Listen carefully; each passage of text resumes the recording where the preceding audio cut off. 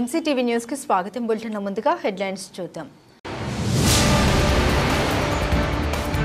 ఉపాధి హామీ పనులకు సంబంధించి 2023-2024 ఆర్థిక సంవత్సరానికి గాను రెండవ విడత సోషల్ ఆడిట్ నిర్వహించడం జరిగింది. ఎంపీడీఓ భానుప్రసాద్ వెల్లడి. ఎంపీడీఓ కార్యాలయంలో జరిగిన ఈ ఆడిట్ నందు పాల్గొన్న అధికారులు.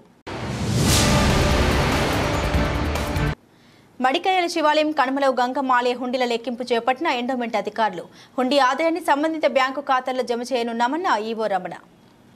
ఉపాధి హామీ పనులకు సంబంధించి 2023-2024 ఆర్థిక సంవత్సరానికి గాను ఇంజనీరింగ్ అసిస్టెంట్లు సోషల్ ఆడిట్ శాఖ ఈజీఎస్ సిబ్బందితో సమీక్ష నిర్వహించడం జరిగిందని ఎంపీడీఓ భానుప్రసాద్ తెలిపారు. నేడు మదనపల్లి పట్టణంలోని ఎంపీడీఓ కార్యాలయ సమావేశ మందిరంలో ఆడిట్ కార్యక్రమం జరిగింది. ఈ కార్యక్రమంలో ధ్వామా పీడీ మద్దిలేటి ఎస్ఆర్పి మూర్తి, ఏఈపీఆర్ వెంకటరమణ, ఏవీఓ ప్రకాష్, ఏపీఓ సుబ్రహ్మణ్యం తదితరులు పాల్గొన్నారు. ఈ సందర్భంగా ఎంపీడీఓ మాట్లాడారు.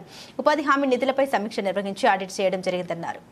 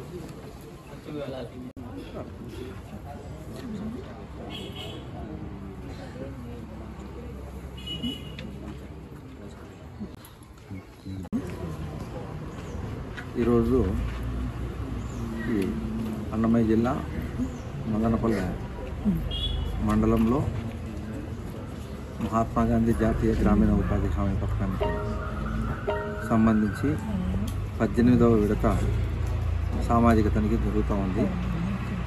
అందులో భాగంగా ఈరోజు సామాజిక తనిఖీలో చివరి అంకం ఈ ఓపెన్ ఫోరం బహిరంగ సభ నిర్వహించడం జరుగుతూ ఉంది.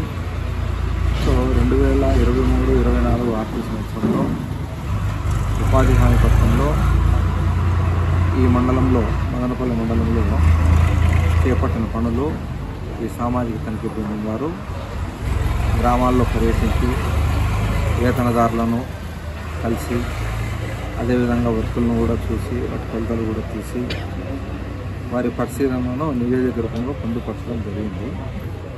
సో వాటిని ఇక్కడ బహిరంగ సభలో వినిపించి ఏదన్నా మరి తగు నిర్ణయాలు తీసుకోవడం జరుగుతుంది. ఓవరాల్గా చూస్తే మనకి ఇక్కడ లాస్ట్ ఫైనాన్స్ ఇయర్లో పని జరిగింది తక్కువే, 1,74,000 పని దినాలు కల్పించినారు లాస్ట్ ఫైనాన్స్ ఇయర్లో. ఇందులో ప్రధానంగా హౌసింగ్ ఎక్కువగా ఉన్నాయి. సో దీంట్లో ఎక్స్పెండిచర్కి వచ్చి 4,36,45,609 రూపాయలు జరిగింది ఎక్స్పెండిచరు. సో దీంట్లో ప్రధానంగా మనకు ఒక 3 crores వరకు మామూలుగాను ఈ హౌసింగే ఉంది. Housing 90 mandates. అలాగే హౌసింగ్లో మనకు ప్రైమ్ మినిస్టర్ ఆవాస్ యోజన కింద, గ్రామీణ ఆవాస యోజన కింద ఇల్లు శాంక్షన్ అయినట్లు వాళ్ళు ఇల్లు కట్టుకుంటే గతంలో బేస్ మట్టం వరకు 28 మ్యాండేట్స్, లెంటర్ లెవెల్కు మళ్ళీ ఒక 28, 48, తర్వాత నెక్స్ట్ రూఫ్ లెవెల్కి వచ్చే 68 కంప్లీట్ అయితే 90 మ్యాండేట్స్ చొప్పున ఇస్తూ వస్తున్నారు. ముఖ్యంగా ఈ అర్బన్ ఏరియాల్లో చుట్టుపక్కల ఉండే చోట్ల ఉపాధి హామీ కంటే కూడా ఈ హౌసింగ్ పనులే ఎక్కువగా జరిగిన ఉపాధి హామీ పనుల్లో ఎక్కడెక్కడైనా కూడాను కొన్ని చోట్ల ఈ హార్టికల్చర్ మొక్కలు ఇచ్చిన తర్వాత కొన్ని చోట్ల చనిపోవడం జరిగింది. అది రైతులను మళ్ళీ నాటుకోమని చెప్పడం జరుగుతూ ఉంది. ఎక్కడన్నా చిన్న మస్టర్స్లో తేడాలు ఉంటే వాటిని రికవరీ పెట్టడం జరుగుతుంది. అదర్వైజ్ మామూలుగా మేజర్ ఇష్యూస్ అయితే ఇక్కడేం లేవు. సో మనం ఏం చెప్తామంటే ఉపాధి హామీ పథకం మనకు అన్లిమిటెడ్, ఎంతైనా చేసుకోవచ్చు. వేస్ట్ సీకర్స్ ఈ సంవత్సరము వేతనం కూడాను గరిష్ట వేతనము 300 రూపాయలు ప్రభుత్వం పెంచింది. సో ఇంకా మనకు మరీ పెద్ద వర్షాలు వచ్చి పనులు ఆగిపోయే పరిస్థితి కూడా లేదు. సో సిబ్బందికి చెప్తా ఉన్నాము, అడిగిన వాళ్ళందరికీ పని పెట్టమని చెప్పేసి. అట్నే మనకు హార్టికల్చర్ కూడాను ఈ జిల్లాకు, అన్నమయ్య జిల్లాకు చాలా హ్యూజ్ టార్గెట్ ఉంది. 8,000 ఎకరాలు ఇచ్చినారు. సో ఈ మండలంలో అంటే జిల్లా మొత్తానికి 8,000 ఎకరాల టార్గెట్. సో ఈ మండలంలో కూడాను రైతులు ఈ హార్టికల్చర్ కింద మరి అప్లై చేసుకొని లబ్ధి పొందాలని చెప్పేసి చెప్పడం జరుగుతూ ఉంది. మనము కొన్ని క్రాప్స్కి 3 ఏళ్ళు ఇస్తాము, కొన్ని క్రాప్స్కి 2 ఏళ్ళు ఇస్తాము. సో ఎస్టిమేటెడ్ కాస్ట్ కూడాను మారుతూ ఉంటుంది. మనం మామిడి, సపోటా, జామ, అల్ల నేరేడు, తర్వాత మన ఈ dragon fruit, acid lime, sweet orange, ఇవి కాకోకుండా మునగ నర్సరీస్ కానీ ఇండివిజువల్ కానీ ఇవన్నీ కూడా ఉంటాయి. సో ఇవి రైతులు ముఖ్యంగా మార్జినల్ ఫార్మర్స్, స్మాల్ ఫార్మర్స్ ఈ హార్టికల్చర్ కింద ఉపాధి హామీ పథకం ద్వారా లబ్ధి పొందాలని, మీకు ఏదన్నా కూడాను ఉంటే ఇక్కడ ఏపీఓ గారిని కానీ ప్లాంటేషన్ సూపర్వైజర్ గారిని కలిసి దరఖాస్తు చేసుకోవాలా. మళ్ళీ మనకు కొద్ది రోజులు పోతే సీజన్ అయిపోతుంది కాబట్టి మళ్ళీ అప్పుడు తీసుకోము, ఆపేస్తాము. సో ఎవరన్నా ఉంటే నెక్స్ట్ ఒక 10-15 డేస్ లోపల ఈ హార్టికల్చర్ అప్లికేషన్స్ అన్ని కూడాను నేను సబ్మిట్ చేస్తే మరి అవన్నీ కూడాను మంజూరు చేసుకోవచ్చు. మనకు 3 ఏళ్ల పాటు మెయింటెనెన్స్కు, ఫిట్టింగ్కు, ప్లాంటింగ్ కాస్ట్, క్లఫింగ్, ఎరువులు ఇట్లాంటివన్నీ కూడా ఇవ్వడం జరుగుతుంది. So thank you. 6 అంశాలని ఇక్కడ హైలైట్ చేస్తున్నారు. అందులో ఒకటి ఏంటంటే ఒక ముగ్గురు వికలాంగులు పెన్షన్ పొందుతున్నారు, కానీ వాళ్ళు వికలాంగులు కాదు అని చెప్పి మనకు రిపోర్ట్ వచ్చింది. అందులో కొత్తపల్లిలో 2, పాసపల్లిలో 1. సో దీన్ని ఎంపీడీఓ గారికి రిఫర్ చేయడం జరిగింది. సో వీటికి సంబంధించి ఎంపీడీఓ గారు ఆ పత్రాలు చూసి, సో అయినప్పటికీ ఏదైనా అనుమానం ఉంటే మీరు ఒక లెటర్ పెట్టినట్లయితే మేము మెడికల్ బోర్డుకు రిఫర్ చేస్తాము. ఆ విధంగా మెడికల్ బోర్డుకు రిఫర్ చేసి నిజంగా వాళ్ళు డిజబిలిటీనా కాదన్నది ఆ సర్టిఫికేట్స్ వెరిఫై చేపిస్తాము. సో అది ఒక అంశము. తర్వాత రెండవ అంశం ఏంటంటే ఒక 2 పెన్షనర్లు బొమ్మల చెరువులో వాళ్ళు వికలాంగుల పెన్షన్ పొందడానికి అర్హులు. అయితే వాళ్ళకి హెల్త్ పెన్షన్ వస్తూ ఉంది. అంటే వాళ్ళకి డిజబిలిటీ కేవలం 6,000 రూపాయలు రావాలా. అయితే ఇప్పుడు ఈ నెల నుంచి వీళ్ళకు హెల్త్ పరమైన సమస్యలు ఉన్నట్టుగా 15,000 తీసుకుంటున్నారు. దీనికి కూడా మీరు ఒక రిపోర్టు నిజంగా సర్టిఫికెట్స్ ఉన్నాయా లేదా చూసి ఆ సర్టిఫికెట్స్ ఏదైనా డౌట్ ఉంటే మెడికల్ బోర్డుకి రిఫర్ చేస్తూ మీరు ఒక రిక్వెస్ట్ పెడితే కలెక్టర్ గారి ద్వారా మెడికల్ బోర్డులో రీఅసెస్ ఇచ్చి వాళ్ళు దేనికి ఎలిజిబిలిటీ అయితే ఆ పెన్షన్ వాళ్ళకి ఇప్పించేట్టు చేస్తాం. సో అలాగే మనకి ఒక 3 పెన్షనర్లు చనిపోయినప్పటికీ కూడా వాళ్ళ అకౌంట్కి డబ్బులు వెళ్ళిపోయినాయి. సో కారణం ఏమంటే మనకి లాస్ట్ 2 మంత్స్ ఏప్రిల్, మే నెలలో ఈ యొక్క డీబీటీ అంటే 2 నెలల్లో మనకి ఈ ఎలక్షన్ కోడ్ ఉన్నందువల్ల మనం డోర్ టు డోర్ పెన్షన్ కాకుండా గవర్నమెంట్ అకౌంట్ వేసింది. అయినప్పుడు వాళ్ళు చనిపోయినారు కాబట్టి వాళ్ళ అకౌంట్ డబ్బులు ఉన్నాయి. అయితే ఇప్పుడు వాళ్ళ అకౌంట్ డబ్బులు ఉన్నాయి కాబట్టి అది తిరగడానికి వీలు కాదు, అట్లే ఉంటాయి. ఈ కేసుల్ని గవర్నమెంట్ ఆటోమేటిక్గా డబ్బు దీనికి తీసేసుకుంటుంది. ఒకవేళ ఎవరైనా డ్రా చేసి ఉంటే ఏటీఎం కార్డులు పెట్టి వాళ్ళ నామినీ దగ్గర నుంచి ఆ డబ్బులు రికవర్ చేయడం జరుగుతుంది. దాని మీద ఒకసారి ఎంక్వైరీ చేసి మీరు రిపోర్ట్ ఇవ్వాల్సిందిగా రిక్వెస్ట్ చేస్తున్నాము. సో అలాగే విడో పెన్షన్లకు సంబంధించి ఒక పొన్నేటిపాలెం ఊర్లో 2 విడో పెన్షన్ పొందుతున్నారు. అయినప్పటికీ వాళ్ళ భర్తలు, వాళ్ళ పిల్లలతో, వాళ్ళ కుటుంబంతో కలిసి ఉన్నప్పటికీ విడో పెన్షన్ వస్తున్నట్టుగా మనకు తెలిసింది. దీని మీద ఒకసారి మీరు రిపోర్ట్ ఇస్తే పెన్షన్లు ఆఫ్ చేయడం జరుగుతుంది. సో అదేవిధంగా పెంచుపాటులో వీవర్స్ పెన్షన్ ఒకటి పొందుతున్నారు. వాస్తవానికి వాళ్ళకి ఓఏపీ రావాలా, ఓల్డేజ్ పెన్షన్, అయినప్పటికీ వాళ్ళకి వీవర్స్ పెన్షన్ వస్తూ ఉంది. సో దీన్ని మీరు కన్వర్షన్కి లెటర్ పెడితే కన్వర్షన్ ఇచ్చేస్తాం. సో ఈ విధంగా ఈ 6 రకాలైనటువంటి అంశాలు వచ్చి ఉన్నాయి. సో వీటన్నిటినీ సకాలంలో ఎంపీడీ గారి రిపోర్ట్ తీసుకుని రెక్టిఫై చేసి ఎవరికి ఏ పెన్షన్ అర్హత ఉంటే ఆ పెన్షన్ వచ్చేటట్లుగా చేయడం జరుగుతుంది. మామిడి కోత పూర్తి అయిన నేపథ్యంలో కొమ్మలను కొట్టివేసి చెట్టుకు పాదులు తీయాలని హార్టికల్చర్ అధికారి ఈశ్వర్ ప్రసాద్ కోరారు. నేడు ఆయన చాంపర్ నందు విలేకరుల సమావేశం నిర్వహించారు. ఈ సందర్భంగా ఆయన మాట్లాడారు. మామిడి తోటలు సాగు చేస్తున్న రైతులు హార్టికల్చర్ అధికారుల సూచన పాటించారని కోరారు. మామిడి కాపు పూర్తయిన సందర్భంగా రైతులు మామిడి చెట్ల కొమ్మలను కొట్టి వేసి మొదల్లో పాదులు తీయాలని కోరారు. ఇలా చేస్తే చెట్టులో రిజర్మినేషన్ పెరిగి కొత్తగా చిగురు తొడిగి పూత ఎక్కువగా వస్తుందని తెలిపారు. ప్రతి సంవత్సరం మామిడిలో సరైన యాజమాన్య పద్ధతులు పాటిస్తే క్రమం తప్పకుండా మనం దిగుబడి తీసుకునేదానికి ఆస్కారం ఉంది. మనం గత 2 సంవత్సరాలుగా గమనించినట్లయితే ప్రతి సంవత్సరం కూడా మామిడిలో దిగుబడి తగ్గుతూ ఉంది. దానికి కొన్ని ప్రధాన కారణాలు: కాయ కోత అనంతరం రైతులు చేపట్టవలసిన కార్యక్రమాల్లో లోపాలు కొన్ని గుర్తించడం జరిగింది. అందులో ఒకటి ముఖ్యమైనది కొమ్మల కత్తిరింపు.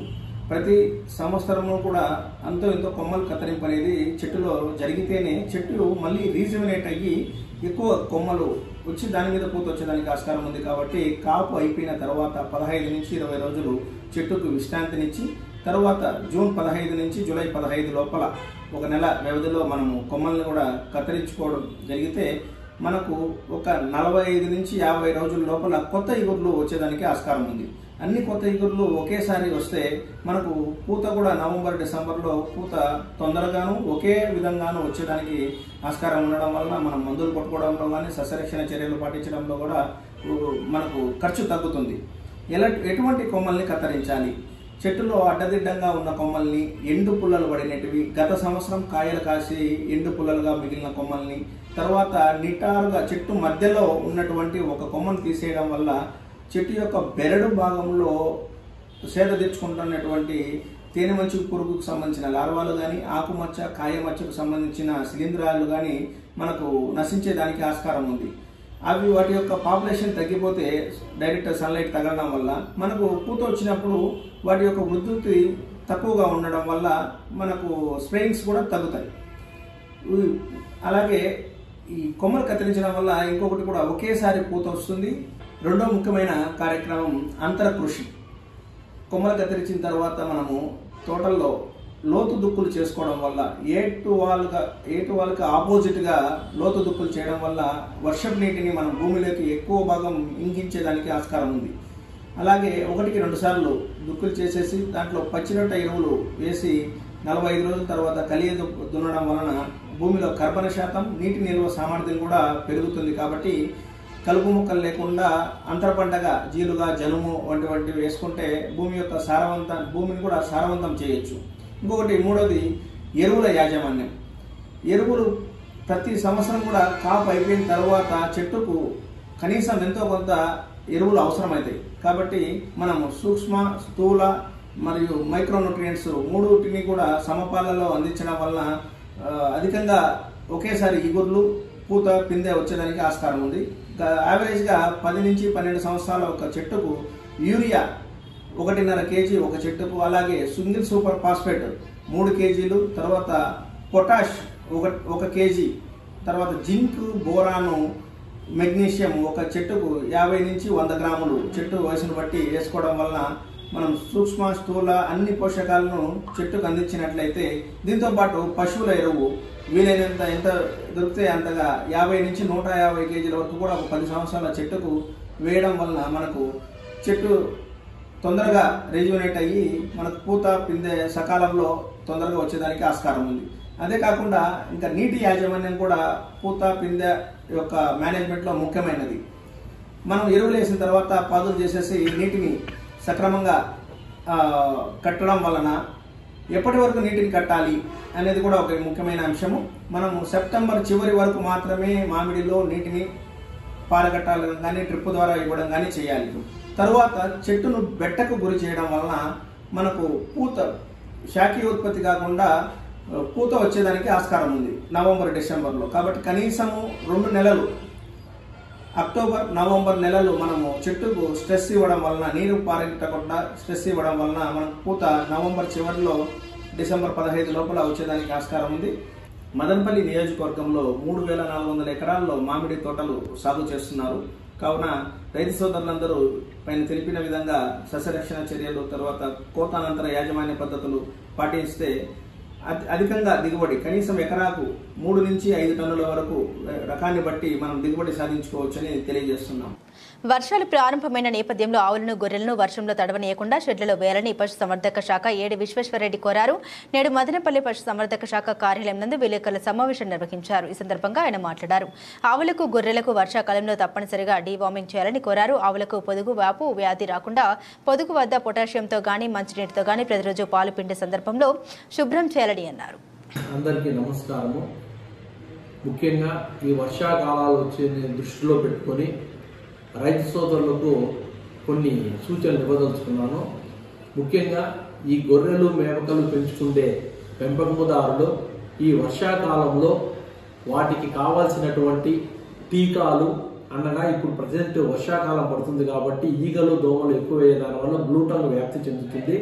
కాబట్టి గొర్రెల పెంపకందారులు ఈ బ్లూటంగ్కు సంబంధించిన టీకాలు వేసుకోవాల్సిందిగా కోరుచున్నాను.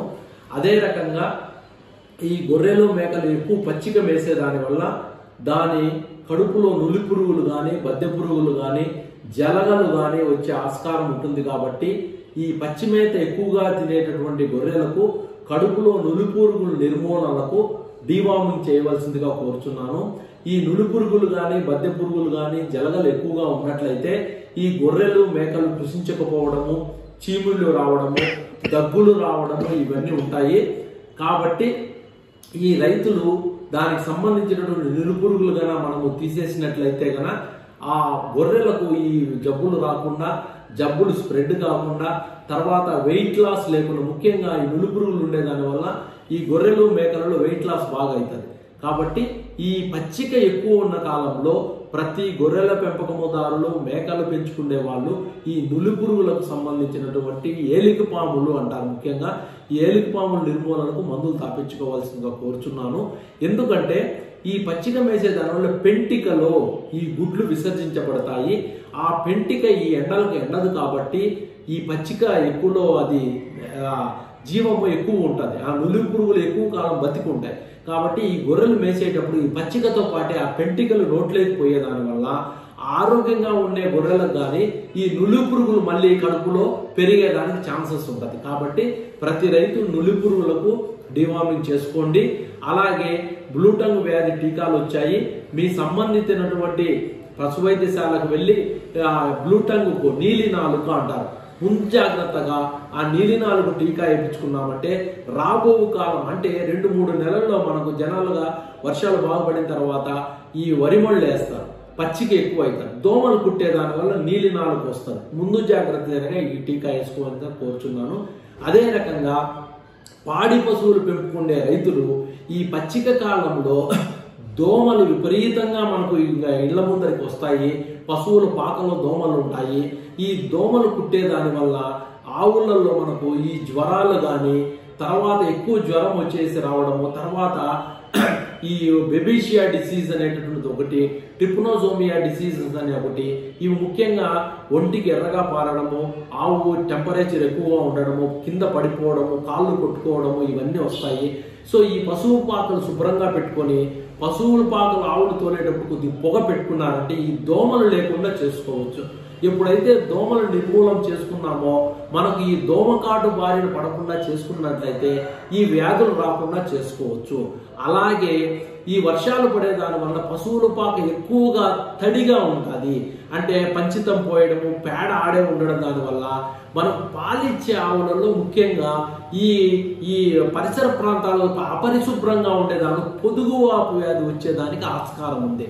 కాబట్టి ఎక్కువగా పాలిచ్చే ఆవులకు మనము ఈ పశువుల పాక అపరిశుభ్రంగా ఉండే దాని వల్ల అయితే ఈ పొదుగువాపు వచ్చిన దాని వచ్చే ఆస్కారం ఎక్కువగా ఉంటుంది. కాబట్టి మనము ఆ పశువుల పాక శుభ్రంగా పెట్టుకొని ఉండండి.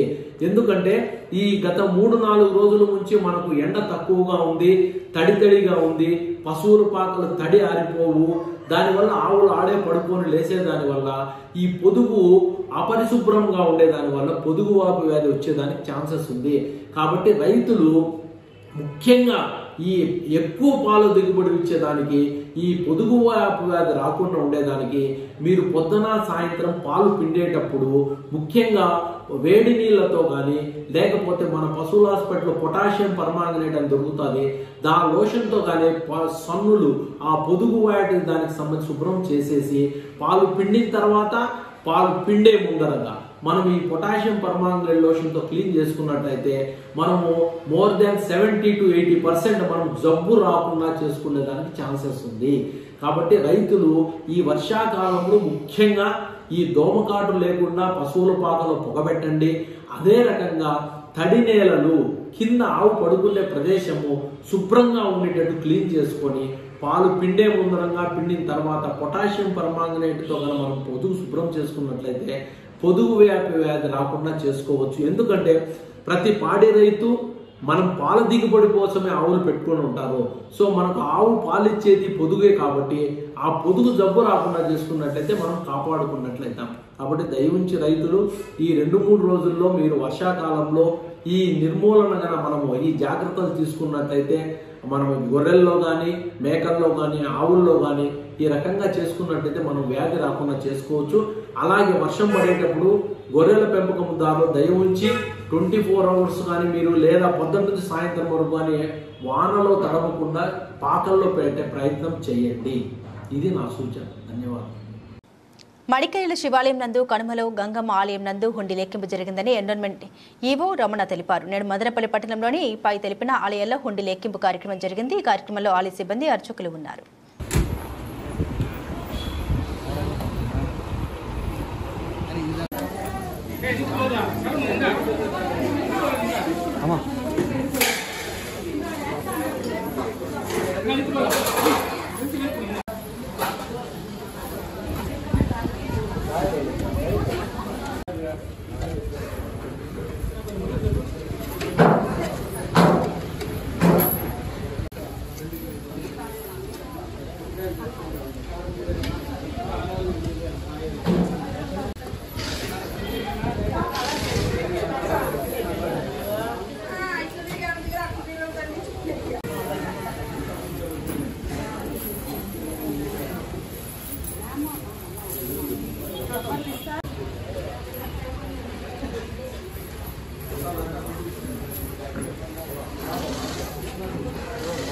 Madanapalle spinning mills workers union సర్వసభ్య సమావేశంలో నూతన కమిటీని ఎన్నుకోవడం జరిగిందని president Nandagopal, vice president Krishna Reddy తెలిపారు.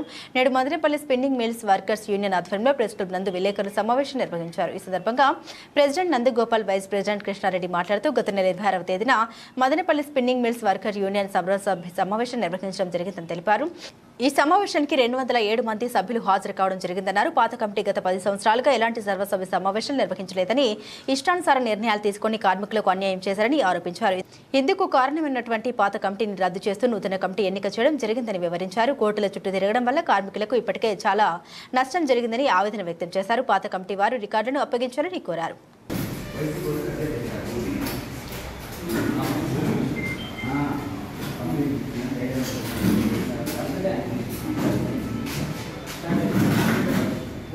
నేను వైస్ ప్రెసిడెంట్ కృష్ణారెడ్డిని తెలియజేయడం అనగా పత్రికాముఖంగా కానీ గవర్నమెంట్ లేబర్ కమిషనర్కి కానీ పోలీసులకు కానీ ఎవరికైనా కానీ మేము తెలియజేయడం ఏమనగా దాదాపు 10 సంవత్సరాలకు మునుపు ఈ కమిటీనే టీఎన్టీసీ కమిటీ జేవీ నరసింహమూర్తి గారి కమిటీని 10 సంవత్సరాలైంది మేము పెట్టి ఇదివరకు ఈ కంపెనీలో ఏమి జరిగింది, ఎక్కడ జరిగింది, ఏ కార్మికునికి ఏ అన్యాయం జరిగిందని కూడా పట్టించుకునే పోపాన ఈ కమిటీ పోలేదు.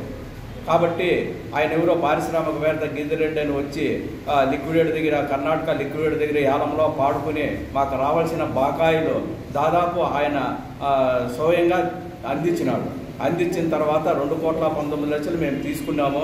ఇంకా 4,51,00,000 లిక్విడేట్ దగ్గర ఉంది.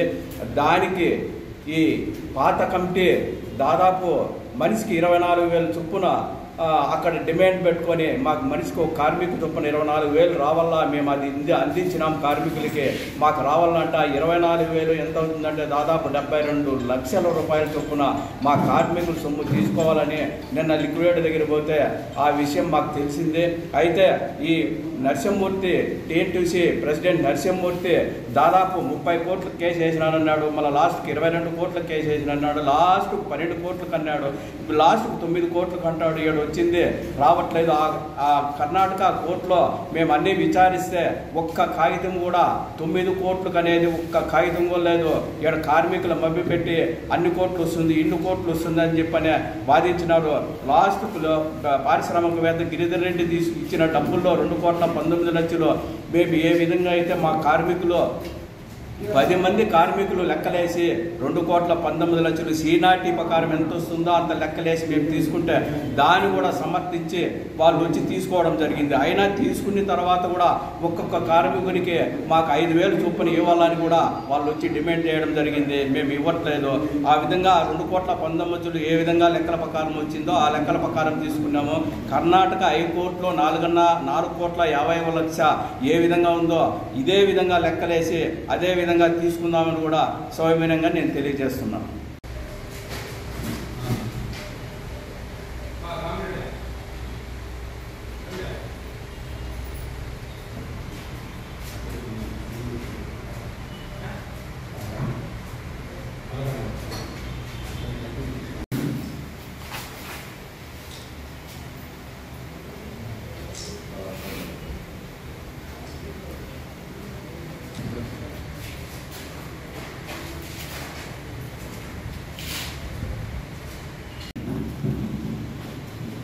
నేను నందగోపాల్ మదనపల్లి స్పిన్నింగ్ మిల్లు అధ్యక్షులు మరియు వేదిక మీద ఉన్న మా కార్యవర్గ సభ్యులు.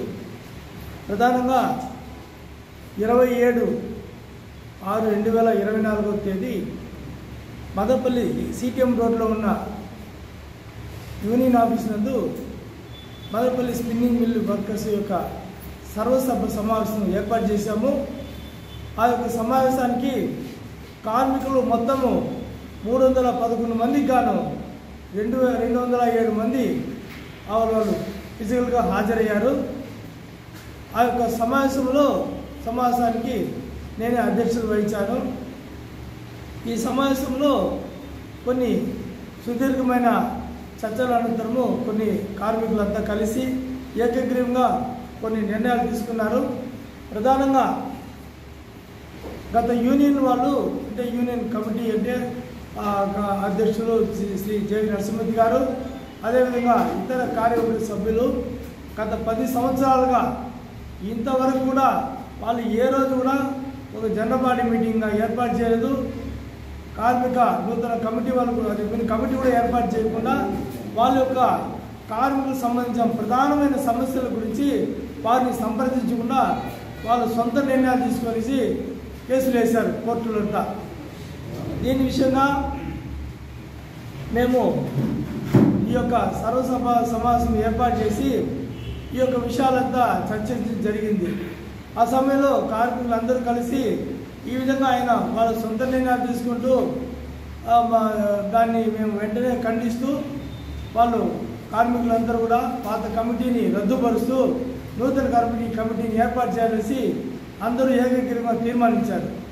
ఆ యొక్క నూతన కమిటీలు మేమందరం కూడా వాళ్ళు ఎవరెవరు కార్యవర్గం ఉండాలని ఏర్పాటు చేసుకొని ఆ నూతన కార్యవర్గాన్ని తిరుపతిలో ఉన్న డిప్యూటీ కమిషనర్ ఆఫ్ లేబర్ వారికి 29వ తేదీ సమర్పించడం జరిగింది.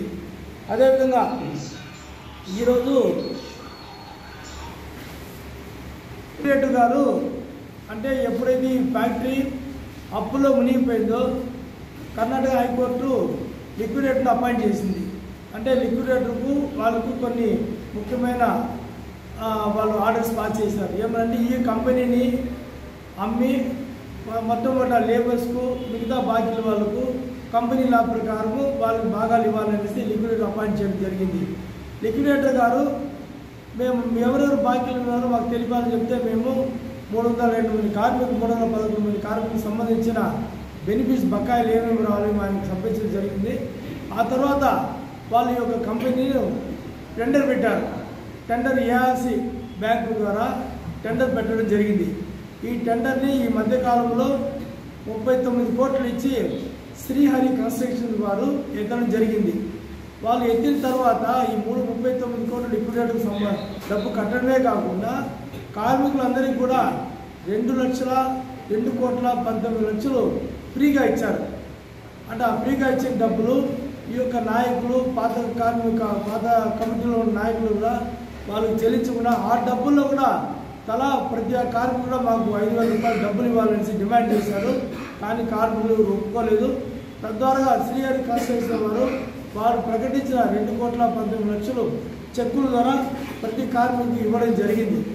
కాబట్టి కొత్త కార్యవర్గం ద్వారా ఇవ్వడం జరిగింది.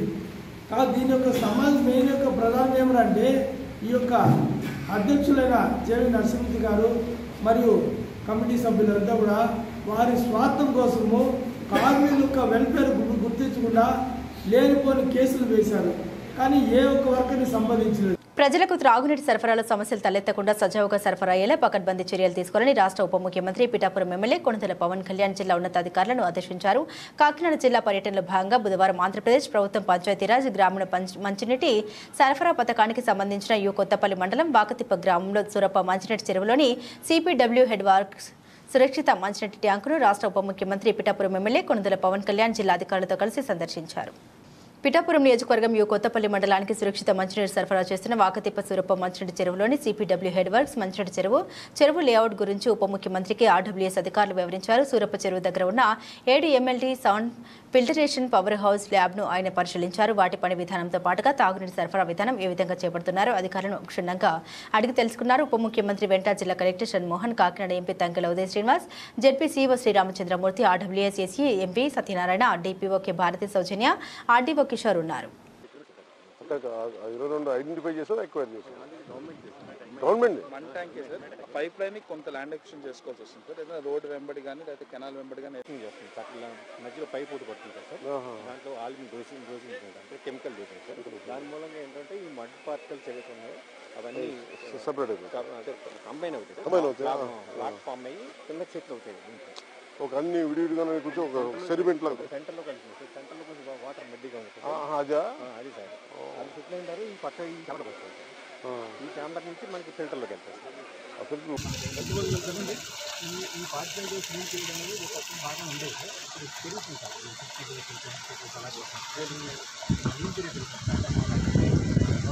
దీన్ని ఫిల్టర్ వాటర్ ఎక్కడ వస్తుంది సంఖ్య ఎక్కడ అవుతుంది సార్.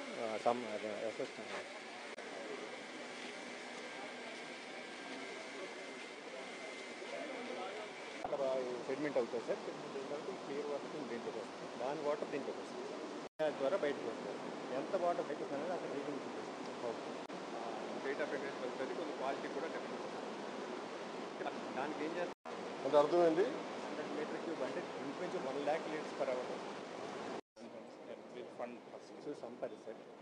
అక్కడ ఒక సార్ 2 కంబైన్డ్గానే. సో దీని నుంచి వాటర్ ఈ పంప్ హౌస్లో పంప్ అవుతుంది సార్. ఈ పంప్ హౌస్ నుంచి పంప్ చేసి ఈ వైట్ బ్యాగ్ ఎక్కిస్తాం. ఓన్లీ స్టోరేజే ప్రాబ్లమ్స్. ఈ వాటర్ సోర్స్ 2 ఉన్నాయి సార్. అంటే రివర్లో న్యాచురల్గా ఫిల్టర్ అయిన శాండ్లో ఫిల్టర్ అయిన వాటర్ మనకి అడుగుని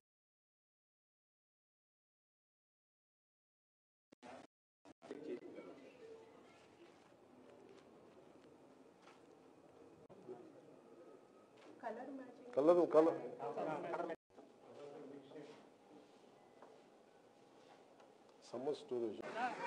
బులెటిన్ ముగించే ముందు హెడ్లైన్స్ మరోసారి. ఉపాధి హామీ పనులకు సంబంధించి 2023-2024 ఆర్థిక సంవత్సరానికి గాను 2వ విడత సోషల్ ఆడిట్ నిర్వహించడం జరిగింది. ఎంపీడీఓ భానుప్రసాద్ వెల్లడి. ఎంపీడీఓ కార్యాలయంలో జరిగిన ఈ ఆడిట్ నందు పాల్గొన్న అధికారులు. మడికయ్యల శివాలయం కనుమలో గంగమ్మ ఆలయ హుండీల లెక్కింపు చేపట్టిన ఎండోమెంట్ అధికారులు. హుండీ ఆదాయాన్ని సంబంధిత బ్యాంకు ఖాతాల్లో జమ చేయనున్నామన్న ఈవో రమణ. ఇవి బులెటిన్ అప్డేట్స్. మరిన్ని అప్డేట్స్ కోసం చూస్తూనే ఉండండి